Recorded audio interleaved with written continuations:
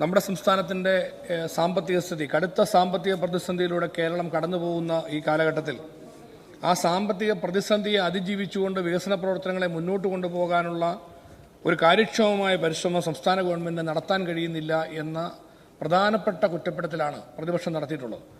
Sir, അതിനൊരു തൃപ്തികരമായൊരു പരിഹാരം തീർച്ചയായിട്ടും ഗവൺമെൻറ്റിന് ഇതുവരെ മുന്നോട്ട് വയ്ക്കാൻ കഴിഞ്ഞിട്ടില്ല എന്നുള്ളത് നിർഭാഗ്യകരമാണ്. സർ, ഇങ്ങനൊരു ഗുരുതരമായ സ്ഥിതിവിശേഷം നിൽക്കുമ്പോൾ വികസന രംഗത്ത് വലിയൊരു സ്തംഭനാവസ്ഥ നമ്മൾ കാണുകയാണ്. ഇന്ന് ബഹുമാനപ്പെട്ട മുഖ്യമന്ത്രി ഇന്ന് അവതരിപ്പിച്ച ഈ 300 സ്റ്റേറ്റ്മെന്റിൽ നമ്മളെല്ലാം പ്രതീക്ഷിച്ചു ഇത്തരത്തിലുള്ള കാര്യങ്ങൾക്കെല്ലാം ഒരു ആശ്വാസം ഉണ്ടാകും, കുറേ കാര്യങ്ങൾ കൊടുക്കും. ഗവൺമെന്റ് പ്രഖ്യാപിച്ച കാര്യങ്ങൾ ചെയ്യുകയാണെങ്കിൽ നല്ലതാണ്. പ്രതിപക്ഷ ഉപനേതാവ് ചൂണ്ടിക്കാണിച്ചൊരു പ്രശ്നമുണ്ട്, ഇതെങ്ങനെ ചെയ്യും, എങ്ങനെ നടപ്പാക്കും. സാർ, ഇവിടെ തൊട്ടുമുമ്പ് സംസാരിച്ച സെബാസ്റ്റ്യൻ കുളത്തങ്ങൾ പറഞ്ഞു പ്രതിപക്ഷത്തിന്റെ വികസന വിരോധം മുൻവിധിയോടെ എതിർക്കുന്നു. അങ്ങനെയല്ല, അനുഭവത്തിന്റെ അടിസ്ഥാനത്തിലാണ് ഈ പാളിച്ചകൾ ചൂണ്ടിക്കാണിക്കുന്നത്. സാർ, ഇവിടെ ബഹുമാനപ്പെട്ട മുഖ്യമന്ത്രി ഇപ്പോൾ തന്നിരിക്കുന്ന സ്റ്റേറ്റ്മെന്റിൽ 13ാമത്തെ ഐറ്റമായി പറയുന്നു വയനാട്, ഇടുക്കി, കാസർഗോഡ്, കുട്ടനാട് പാക്കേജുകൾ നടപ്പാക്കും. സാർ, ഇത് 2017-18 കാലഘട്ടം മുതൽ നമ്മൾ കേട്ടുകൊണ്ടിരിക്കുകയാണ്. ഒറ്റ പൈസ ഇതുവരെ ഈ പാക്കേജിന്റെ പേരിൽ കേരളത്തിൽ ചെലവഴിച്ചിട്ടില്ല. സാർ, ഇവിടെ ഉണ്ടോ? വയനാട് പാക്കേജിൽ ചെലവഴിച്ചിട്ടുണ്ടോ? ഇടുക്കി പാക്കേജ് ഉണ്ടോ? കാസർഗോഡ് പാക്കേജ് ഉണ്ടോ? കുട്ടനാട് പാക്കേജ് ഉണ്ടോ? ഒന്നാം പാക്കേജ് വേറെ. ഉമ്മൻചാണ്ടി സാറിന്റെ ഗവൺമെന്റ് ഇരിക്കുന്ന കാലഘട്ടത്തിൽ ഒന്നാം പാക്കേജിനെ കുറിച്ച് പറയുന്നില്ല. എന്താ അർത്ഥിരിക്കുന്നത്? ഇപ്പോൾ ഇരിക്കുന്ന ഇന്നത്തെ സാഹചര്യത്തിൽ ഇതുവരെ ഈ പാക്കേജുകൾ പ്രഖ്യാപിച്ചിട്ട് എത്രയോ എല്ലാ ബഡ്ജറ്റുകളും ഇത് ആവർത്തിച്ച് പറയുകയാണ്. സത്യത്തിൽ ഈ മേഖലയിലുള്ള ജനങ്ങളെ ഗവൺമെന്റ് കബളിപ്പിക്കുകയാണ്, അതിലുപരിയായി അപമാനിക്കുകയാണ്. ഇങ്ങനെ ഇനി ചെയ്യുന്നതിൽ എന്തർത്ഥമാണ് എന്നുള്ളതാണ് ഞങ്ങൾ ചോദിക്കുന്നത്. അപ്പോൾ ഇതിനൊരു വിശ്വാസ്യത വേണം. സാർ, ആ വിശ്വാസ്യതയ്ക്കാണ് പറഞ്ഞത് ഒരു ഫിനാൻഷ്യൽ സ്റ്റേറ്റ്മെന്റ് ഇതോടൊപ്പം വെച്ചിരുന്നെങ്കിൽ മനസ്സിലാക്കാൻ കഴിയും. അങ്ങനെ ഉണ്ടായിട്ടില്ല. ഒരുപക്ഷെ ധനകാര്യമന്ത്രി അദ്ദേഹത്തിന്റെ മറുപടി പ്രസംഗത്തിൽ അത് ചൂണ്ടിക്കാണിച്ചേക്കാം. അത് ചൂണ്ടിക്കാണിക്കേണ്ടത് അത്യന്താപേക്ഷിതമാണ്. ഇതെങ്ങനെ നടക്കും എന്നുകൂടി വിശദമാക്കേണ്ടതായിട്ടുണ്ട്. സാർ, ഇവിടെ ഞാൻ ശക്തമായ പ്രതിഷേധം രേഖപ്പെടുത്തുകയാണ്. കേരളത്തിലെ കർഷകരെ മറന്നുകൊണ്ടാണ് ഈ സ്റ്റേറ്റ്മെന്റ് വന്നിരിക്കുന്നത്. കർഷകർക്ക് വേണ്ടി എന്തുണ്ട്?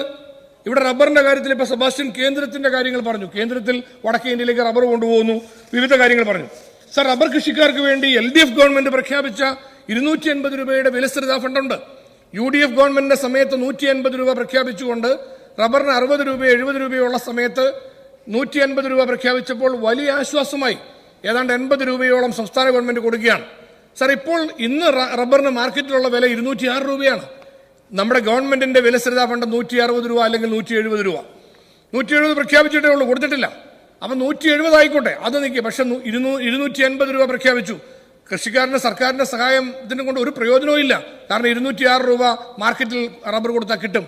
സാർ, ഇത് 250 രൂപയാക്കി അടിയന്തരമായി വർദ്ധിപ്പിക്കണമെന്ന ആവശ്യം നിരന്തരമായി ഞങ്ങൾ ഉന്നയിക്കുകയാണ്. കഴിഞ്ഞ സഭാ സമ്മേളനത്തിൽ അടിയന്തര പ്രമേയം എന്റെ ഭാഗത്തുനിന്നുണ്ടായി. ബഹുമാനനായ ശ്രീ കുർക്കുളി മൊയ്തീൻ ഇന്നലെ കൊണ്ടുവന്നതിൽ കാർഷിക മേഖലയുടെ വിഷയങ്ങൾ ചൂണ്ടിക്കാണിച്ചു.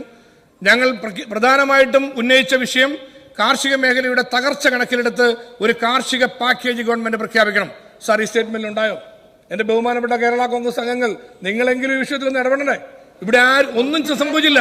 ഇല്ല, നിങ്ങളിഞ്ഞ് ഇടപെട്ടിട്ട് കാര്യമില്ല. നിങ്ങളിഞ്ഞ് ഇടപെട്ടിട്ട് ഒരു കാര്യവും ഇല്ലെന്ന് പാലായിൽ വെച്ച് മുഖ്യമന്ത്രി തെളിയിച്ചിട്ടുണ്ട്.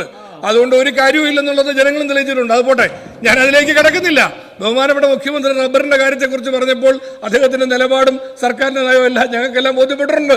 അത് കുഴപ്പമില്ല, അത് കാര്യങ്ങൾ നിൽക്കട്ടെ. പക്ഷേ ഒരു കാര്യം ഞാൻ ചൂണ്ടിക്കാണിക്കുന്നു, ഇനിയെങ്കിലും ഗവൺമെന്റ് 280 രൂപ. സുഭാഷ്, എനിക്ക് ആകെ 2 മിനിറ്റേ ഉള്ളൂ. ഇല്ല, ഒരു കാര്യമില്ല. അല്ല, ഞാൻ പറഞ്ഞല്ലോ 170 വർദ്ധിപ്പിച്ചിട്ട് എന്ത് വിശേഷം? 160 ഉണ്ടായിരുന്നു, 150 UDF ഉണ്ടെന്ന 160 ഉണ്ടായിരുന്നു, 170 കൂട്ടിയെന്ന് പറഞ്ഞു. എപ്പോഴാ കൂട്ടിയേ? സെബാസ്റ്റ്യൻ, ഇന്ന് മുഖ്യമന്ത്രി ഉമ്മൻചാണ്ടി സാറിന്റെ ഗവൺമെന്റിൽ നമ്മളെല്ലാം ഉണ്ട്. അത് നിങ്ങളില്ല, ഞങ്ങളെല്ലാം ഉണ്ട്. പോട്ടെ, 250 രൂപ കൊടുക്കുമെന്ന് പറഞ്ഞ LDFന്റെ വാഗ്ദാനം നിറവേറ്റണം, എങ്കിലേ ആളുകൾക്ക് പ്രയോജനമുള്ളൂ. സാർ, ഇവിടെ കാർഷിക മേഖലയ്ക്ക് വേണ്ടി ഈ പാക്കേജിന്റെ ഭാഗം ഒരു കാർഷിക പാക്കേജ് കൊണ്ടുവരിക എന്ന ആവശ്യം ഗവൺമെന്റിന്റെ മുമ്പിൽ വീണ്ടും ഞങ്ങൾ വെക്കുകയാണ്. അക്കാര്യത്തിൽ സർക്കാർ അനുകൂലമായ ഒരു നിലപാട് സ്വീകരിക്കണം എന്ന് അഭ്യർത്ഥിക്കുകയാണ്. സാർ, മറ്റൊരു പ്രധാനപ്പെട്ട കാര്യം, സാർ, ഇന്ന് ബഹുമാനപ്പെട്ട കടകംപള്ളി പ്രസംഗിച്ചപ്പോൾ വീണ്ടും കേരളിനെ കുറിച്ച് പറയുകയാണ്. സാർ, ഈ കേരളയിലുമായിട്ട് ഇനി കേരളത്തിൽ ഇറങ്ങേണ്ട വല്ല കാര്യമുണ്ടോ? സാർ, നമ്മൾ MLA മാർ ഭൂരിപക്ഷം ഇപ്പോൾ വന്ദേ ഭാരതിൽ യാത്ര ചെയ്യുന്ന സാഹചര്യത്തിലേക്ക് വന്നിരിക്കുകയാണ്. ഈ വന്ദേ ഭാരത് ട്രെയിൻ യഥാർത്ഥത്തിൽ എത്ര സൗകര്യം? ഞാൻ കോട്ടയത്ത് നിന്ന് 8:10 കയറുന്നു, 10:30 ട്രിവാൻഡ്രത്ത് വന്നിറങ്ങുന്നു. മലബാർ കാസർഗോഡ് മുതലുള്ള MLA മാർ പോരുകയാണ്.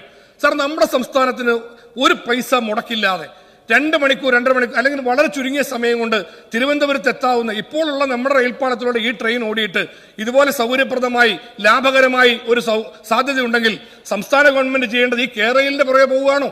സാർ, കേരളത്തിൽ ഈ വന്ദേ ഭാരത് ട്രെയിൻ കൂടുതലായി ഓടിക്കാനുള്ള സാഹചര്യം ഉണ്ടാകണം. നിലവിലുള്ള ട്രെയിനുകൾ കൃത്യമായി ഓടിക്കാൻ കഴിയുന്ന വിധത്തിൽ നമ്മുടെ സിഗ്നൽ സിസ്റ്റവും നമ്മുടെ റെയിൽവേ പാളങ്ങളും എല്ലാം മെച്ചപ്പെട്ടതാക്കി മാറ്റണം. അതിനുവേണ്ടി ഒരു ഇടപെടലല്ലേ കേന്ദ്രവുമായി ബന്ധപ്പെട്ട് സംസ്ഥാന ഗവൺമെന്റ് നടത്തേണ്ടത്? അതിന് പകരം 2 ലക്ഷം കോടി രൂപ നമ്മൾ സ്വപ്നം കണ്ടുകൊണ്ട് കേരയിൽ എന്ന് പറഞ്ഞുകൊണ്ടിരിക്കുന്നത് ഇനിയെങ്കിലും നിർത്താനുള്ള ഒരു ജനാധിപത്യ മര്യാദ LDF ഗവൺമെന്റ് കാണിക്കണം എന്ന് ഞാൻ വിനയപൂർവ്വം അഭ്യർത്ഥിക്കുകയാണ്. കാരണം ഈ പാവപ്പെട്ട പാവങ്ങൾ ഉറക്കയില്ലാതെ ഈ ഭൂമി പോകുന്നവരെല്ലാം ഇപ്പോഴും സങ്കടപ്പെട്ട് കിടക്കുകയാണ്. വല്ല കാര്യമുണ്ടോ? അവരെ മുൻമുനയിൽ നിർത്തി അവരെ കഷ്ടപ്പെടുത്തേണ്ട കാര്യമില്ല. അതുകൊണ്ട് അവർക്കൊരു ശാപമോക്ഷം കൊടുക്കണം. ഈ കേരയിൽ പദ്ധതി ഉപേക്ഷിക്കുന്നതായി സംസ്ഥാന ഗവൺമെന്റ് പ്രഖ്യാപിക്കണം. വന്ദേ ഭാരത് പോലെയുള്ള സാധ്യതകൾ കേന്ദ്ര ഗവൺമെന്റുമായി ചേർന്ന് നിന്നുകൊണ്ട് പരമാവധി കേരളത്തിൽ നടപ്പാക്കാൻ വേണ്ടിയുള്ള ആത്മാർത്ഥമായ ശ്രമങ്ങൾക്ക് സംസ്ഥാന ഗവൺമെന്റ് മുന്നോട്ട് വരണം. പ്രായോഗികമായി കേരളത്തിന് ഗുണകരമായ കാര്യങ്ങളെക്കുറിച്ച് ചിന്തിക്കാൻ സംസ്ഥാന ഗവൺമെന്റ് തയ്യാറാകണം എന്നുകൂടി ഞാൻ അഭ്യർത്ഥിക്കുകയാണ്. സാർ, ഇത്തരത്തിലുള്ള സമീപനങ്ങൾ സ്വീകരിച്ചു പോകുമ്പോൾ നമ്മുടെ ഇവിടെ കുടിശ്ശിക പിരിക്കുന്ന കാര്യത്തിൽ ഉൾപ്പെടെ പെട്ടെന്ന് നിർത്താം. കുടിശ്ശിക പിരിക്കുന്ന കാര്യത്തിൽ ഉൾപ്പെടെ ഗവൺമെന്റിനൊരു കാഴ്ചപ്പാട്, സമീപനങ്ങൾ ഇവിടെ രാവിലെ പറഞ്ഞ പോലെ നിലപാട് എന്ന് പറഞ്ഞ പോലെ സമീപനം ഉണ്ടല്ലോ. ആ സമീപനത്തിൽ 2016-17 മുതൽ സാർ കുടിശ്ശിക ഇനത്തിൽ നോക്കുമ്പോൾ എത്ര 11,866.96 കോടി രൂപയുടെ കുടിശ്ശിക നിൽക്കുന്നിടത്ത് ഇപ്പൊ 20,000 കോടി കഴിഞ്ഞിരിക്കുകയാണ്. കുടിശ്ശിക പിരിക്കാൻ കഴിയുന്നില്ല. അപ്പൊ നമ്മുടെ ധനകാര്യ മാനേജ്മെന്റിന്റെ കാര്യത്തിൽ വരുന്ന പാളിച്ചകളാണ് ഇവിടെ സംഭവിക്കുന്നത്. ഇതുകൊണ്ട് വികസന പ്രവർത്തനങ്ങൾ മുഴുവൻ സ്തംഭനത്തിലാവുന്നു. ജലജീവൻ മിഷനിൽ കോടിക്കണക്കിന് രൂപയുടെ കടബാധ്യത, പൊതുമരാമത്ത് വകുപ്പിൽ റോഡ് നന്നാക്കാൻ കരാറുകാർ ഇട്ടിട്ട് പോകുന്നു, കോടിക്കണക്കിന് രൂപയുടെ കുടിശ്ശിക. സാർ, ആദ്യം പരിഹരിക്കേണ്ടത് ഇത്തരത്തിലുള്ള പ്രശ്നങ്ങളാണ്. അത് പരിഹരിക്കാൻ വേണ്ടി മുൻഗണന കൊടുക്കാൻ ഗവൺമെന്റിന്റെ പ്രയോറിറ്റി അതാണ്. ഞങ്ങൾ പല പ്രാവശ്യം ചോദിച്ചിട്ടുണ്ട്. ഈ അടിസ്ഥാന വികസന കാര്യങ്ങളിൽ മുടങ്ങിക്കിടക്കുന്ന പ്രതിസന്ധിയുള്ള കാര്യങ്ങൾ പരിഹരിക്കുവാൻ ഗവൺമെന്റ് മുൻഗണന കൊടുക്കാൻ തയ്യാറാകണം. ആ നിലയിൽ ഈ പ്രശ്നങ്ങൾ പരിഹരിക്കുന്നതിന് തയ്യാറാകാത്ത നിലപാട് സ്വീകരിക്കുന്നു. അതിനുള്ള ആ ധനാഭ്യർത്ഥനയാണ് കൊണ്ടുവരുന്നത് എന്നുള്ളതുകൊണ്ട് അതിനെ ശക്തമായി എതിർക്കുന്നു.